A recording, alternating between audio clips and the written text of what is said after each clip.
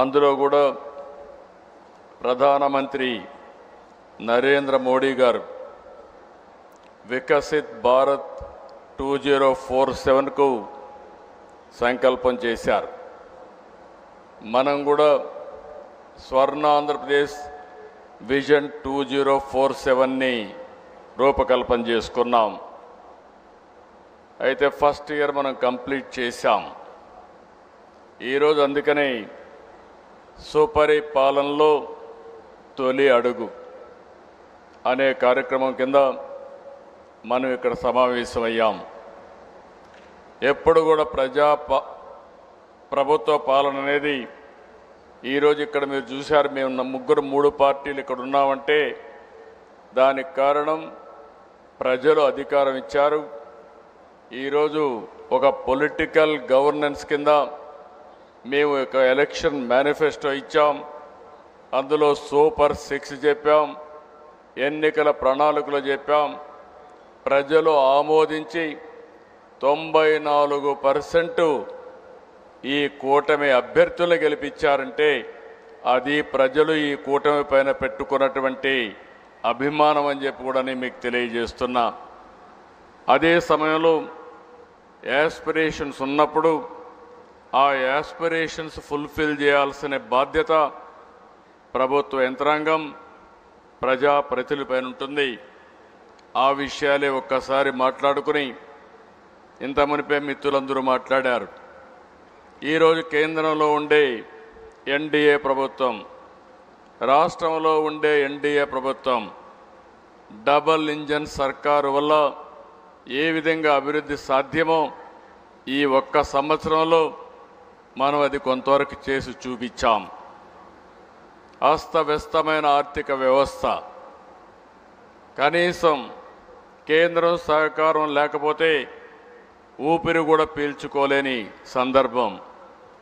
ఆ రోజు ఎన్డీఏ ప్రభుత్వం చాలా స్పష్టంగా చెప్పాం, విధ్వంసం నుంచి రాష్ట్రాన్ని కాపాడతాం, అదే మరి పునర్నిర్మాణ దిశగా ఈ రాష్ట్రాన్ని ముందుకు తీసుకుపోతామని చెప్పి ఈ ఒక్క సంవత్సరం తొలి అడుగు మాత్రం నేను ఒకటే మీ అందరికీ విజ్ఞప్తి చేస్తున్నా. ఏదో అన్నీ చేసేసామని నేను చెప్పడం లేదు, కానీ ఊహించిన దానికంటే ఎక్కువ చేయగలిగాం. ఈరోజు మీరందరూ ఊహిస్తే నేను 4వసారి ముఖ్యమంత్రి పదవి నాకు కొత్త కాదు. ఇంకా క్లిష్టమైన సమయాల్లో ముఖ్యమంత్రి అయ్యాను. ఆర్థిక వ్యవస్థ 95లో అయితే చిన్న భిన్నమై జీతాలు కూడా ఇవ్వలేని పరిస్థితి ఉంటే ఆ రోజు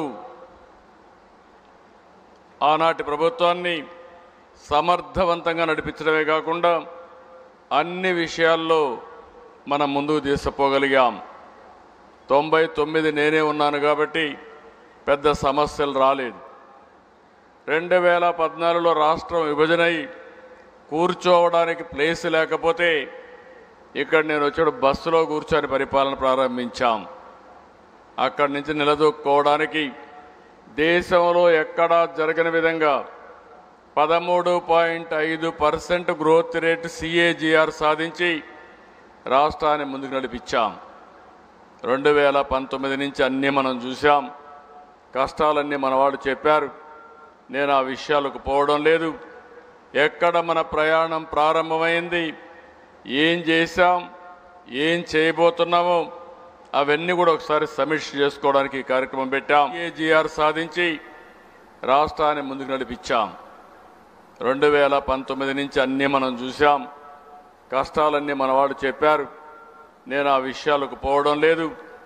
ఎక్కడ మన ప్రయాణం ప్రారంభమైంది, ఏం చేశాం, ఏం చేయబోతున్నామో అవన్నీ కూడా ఒకసారి సమీక్ష చేసుకోవడానికి ఈ కార్యక్రమం పెట్టాం. ఈ కార్యక్రమానికి వచ్చిన మిమ్మల్ని అందరినీ మనస్ఫూర్తిగా అభినందిస్తున్నాం. ఇప్పుడే మన నాయకులు చాలామంది చెప్పారు. ఈరోజు డిప్యూటీ సీఎం గారు, జనసేన అధినేత, ఆ రోజు ఎన్నికల్లో ఒక మాట చెప్పాం. అదే మరిగా నరేంద్ర మోడీ గారు, ఇక్కడ రాష్ట్ర బీజేపీ అధ్యక్షురాలుగా పురంధేశ్వరి గారు, మేమందరం కూడా ఆ రోజు ఎన్నికల ముందు ఒకటే కోరాం, ఈ రాష్ట్రంలో ఓటు విభజన జరగడానికి వీలు లేదు. అందరూ కలిసి పనిచేయాలి, గెలిపించాలి. ఈ గెలుపు మా కోసరం కాదు, ఈ రాష్ట్ర భవిష్యత్తు కోసరం అని మేము పిలిపిస్తే ఆ రోజు బ్రహ్మాండంగా పనిచేసి అందరూ గెలిపించారు. ఈ ఒక్క సంవత్సరంలో మీరు చూశారు, 3 పార్టీలు కూడా మామూలుగా ఒకే పార్టీ ఉన్నా కొన్ని ఇబ్బందులుండే సమస్యలుంటే 3 పార్టీలు కూడా ఎక్కడా ఎలాంటి సమస్య లేకుండా ముందుకు పోగలుగుతున్నాం.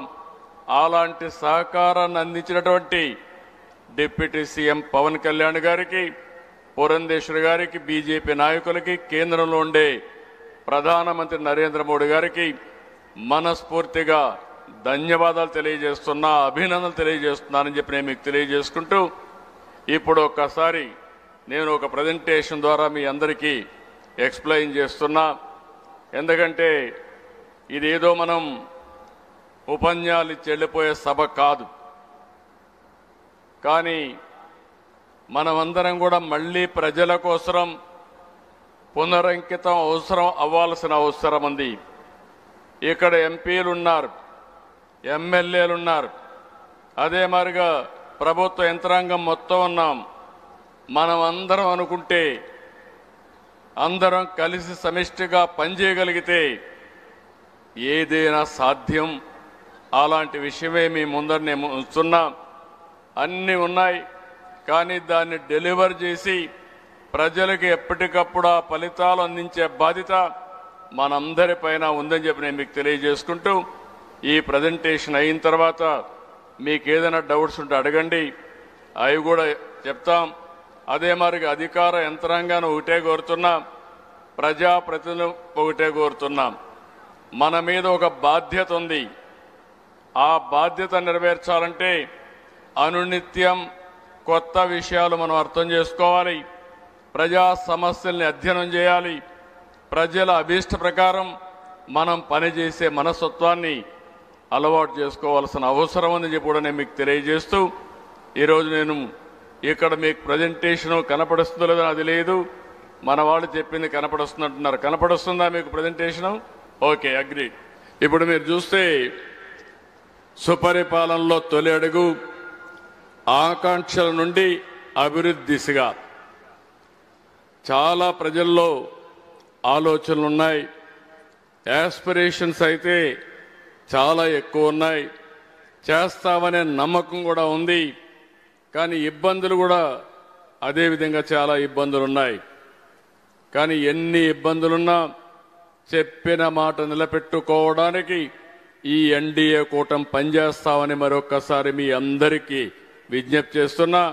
అది చేసే బాధ్యత ఇక్కడే యంత్రాంగం పైన ఉందని చెప్పి కూడా విజ్ఞప్తి చేస్తున్నాను.